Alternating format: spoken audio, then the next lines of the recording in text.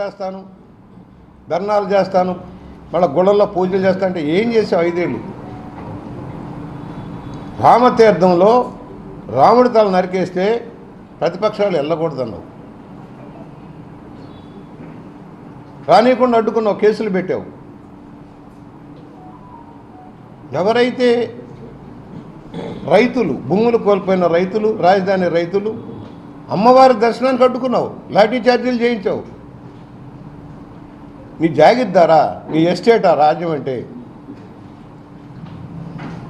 నీ ఇష్టారాజ్యంగా పరిపాలన చేసి హక్కులని హరించి ఇవాళ నీతి వాక్యాలు చెబుతావు.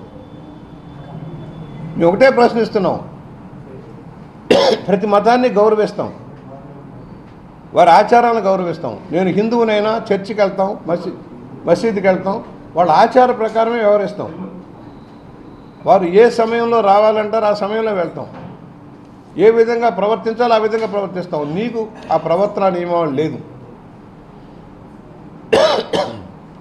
ఇవాళ ధర్మ పన్నాలు చెబుతున్నావు.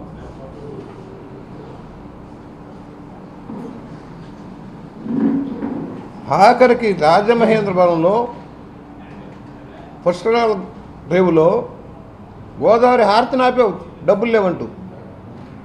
ఎంత నీచుడివయ్యా నువ్వు! మళ్ళా అందరం అల్లరి చేస్తే కానీ ఇది మొదలు కాల. గోదావరి తీరంలో జరిగే బ్రహ్మాండమైన దానికి నీరు గార్చావు, బట్టలు ఇవ్వలా, హారతి కర్పూరం ఇవ్వలా, గోదావరి హారతికి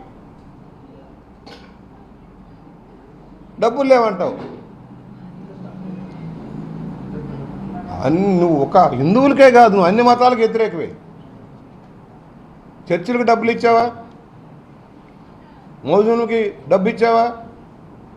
మాటలు కోటలు దాడిని, చేతలు గడప దాట్లా. అన్ని మతాలకి నామాలు పెట్టేశాడు.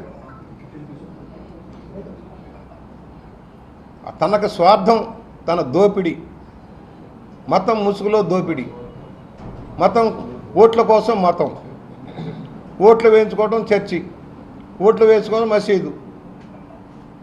అయ్యా నువ్వు క్రైస్తవుడు అయితే విశాఖపట్నంలో పూజలు ఎలా చేయించావు? దేనికోసం చేయించావు? హిందూ ఓట్ల కోసమా?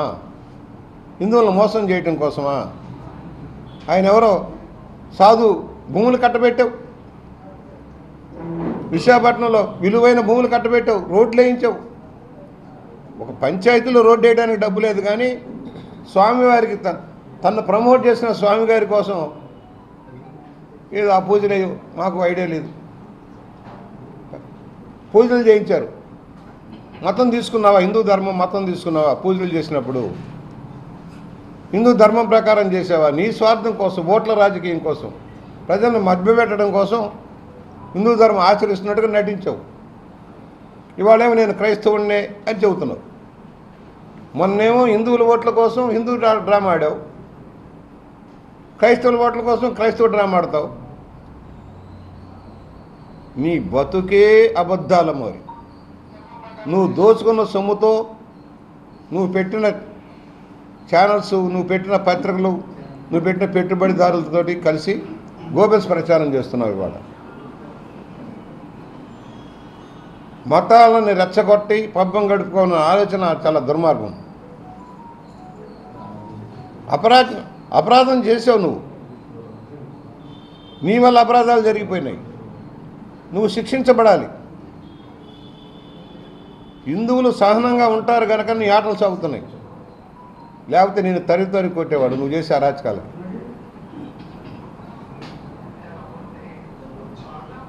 అధికారం ఉందని విర్రవీగావు, పోలీసు వ్యవస్థను దుర్వినియోగం చేసావు, తప్పుడు కేసులు పెట్టావు. ఒక ఆటలు లేవు, ఒక పాటలు లేవు, ఒక కల్చర్ లేదు. తెలుగు భాషని అన్యాయం చేసావు, తెలుగు జాతికి అన్యాయం చేసావు, తెలుగు సంస్కృతి వైభవాన్ని నాశనం చేసావు. తెలుగు భాష ఏం మాట్లాడతావో నీకు తెలియదు, ఏం చదువుతావో నీకు తెలియదు.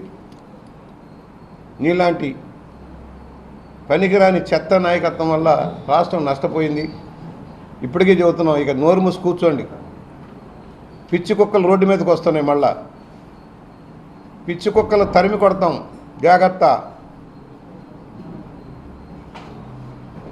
చంద్రబాబు గారి గురించో పవన్ కళ్యాణ్ గారి గురించో లోకేష్ గురించో నోటికొచ్చినట్టు మాట్లాడితే నోళ్ళు కొడతాం జాగ్రత్త.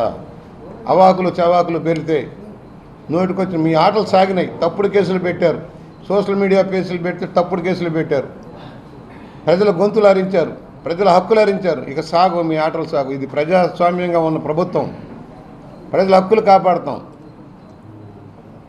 అదే సమయంలో విచ్చలవిడిగా పిచ్చి కుక్కల్లాగా దిగితే పిచ్చి కుక్కలు పట్టినైతే మీకు పడుతుంది వైఎస్ఆర్ పార్టీ నాయకులకి. జాగ్రత్తని హెచ్చరిక చేస్తూ, జగన్మోహన్ రెడ్డి నువ్వు చేసిన అపచారాలకు లెంపలేసుకో. ఒక లడ్డూయే కాదు, అనేక దేవాలయ ఆస్తులను అన్యాక్రాంతం చేసినందుకు లెంపలేసుకో.